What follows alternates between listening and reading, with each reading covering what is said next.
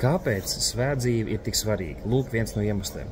Soļu grāmatas 2. nodaļā mēs lasām, ka Izraēla tauta ieiet apsolītajā zemē, Jozuā viņus tur ieved, un Dievs viņiem bija teicis, lai viņi padzen visus iedzīvotājus un iznīcina tos, kas tur iepriekš dzīvojuši un tiek vaļā no visām elgdievībām un elku upuriem un tam līdzīgi. Bet, kā jau mēs zinām, viņi to nedarīja, daudz no tiem iedzīvotājiem palika tur, viņi pat ņēma sev par sievām, pārkāpjot Dieva likumus, ņēma sev par sievām šo te pagāniskās sievietes, ja, pagānu bezdievi meitas.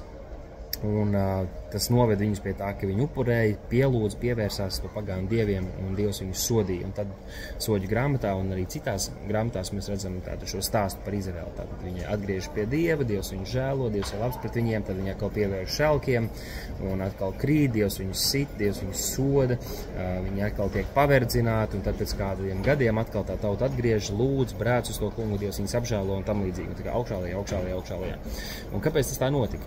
Tamdēļ, ka viņi nepaklausīja šai Dieva pavēlei un netika vaļā no visām šīm tautām un visiem šiem elgdievībām. Viņi varbūt gribēja būt tādi iejūtīgāki, viņi gribēja būt tolerantāki, ja? Viņiem varbūt šķiet, ka viņi ir labāki nekā Dievs ir, jo Dievs viņus bija brīdinājis, bet viņi gribēja citādāk, viņi gribēja būt draugi ar tām tautām, ja? Draugi ar pasauli, draugi ar tām tautām, kuras grēko pret Dievu.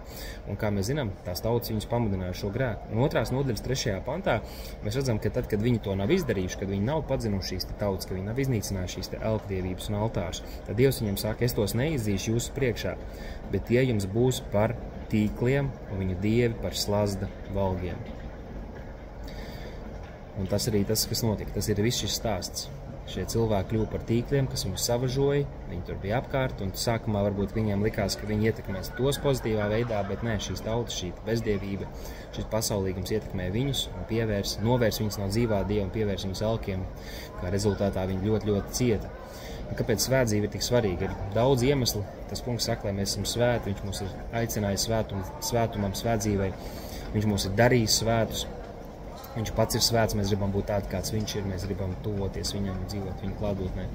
Bet viens no iemesliem ir tieši šis, ka tad, kad mums nav radikāla nostāja sakot Kristum un nošķirties no pasaules, būt svētiem tam kungam, tad mūsu dzīve būs pilna ar visādiem tīkliem un visādiem valgiem, kuros mēs paši sabojāsim savu dzīvi, savu ticības dzīvi, savas attiecības ar Dievu, un mūsu liecība būs ievainota, mūsu dzīve būs pilna sāpēm un ciešanām.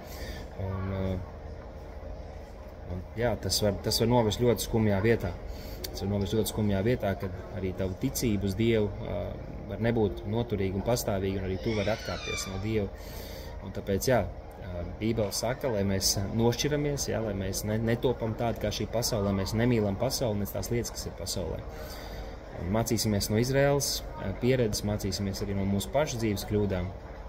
Un teiksim, ne, Dievs, ja tavs vārds saka, un brīdina un aicina atstāt kaut kādas lietas, atstāt pasaulīgo dzīvesveidu, atstāt pasaulīgo domāšanu, tad mēs sakam, Dievs palīdz mums uz to, bet mēs gribam tajā paklausīt. Palīdz mums nemīlēt pasauli, bet mīlēt tevi vairāk par visu. Esiet sveitīgi!